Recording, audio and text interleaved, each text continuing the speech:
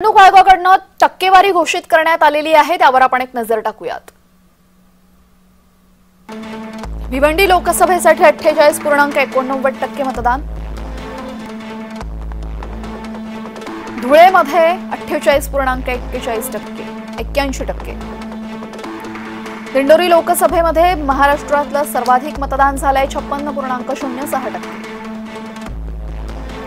कल्याणमध्ये 41.70% मतदान, उत्तर मुंबईमध्ये 46.91% मतदान, उत्तर मध्य मुंबईमध्ये 47.32% मतदान,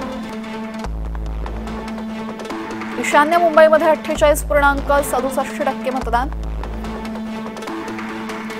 वायव्य मुंबईमध्ये 49.79% मतदान,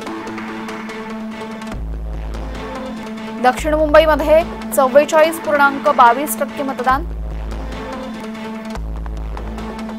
दक्षिण मध्य मुंबईत 48.26%,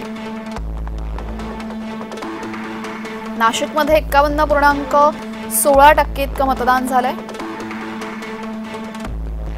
पालघरमध्ये 54.32% मतदान,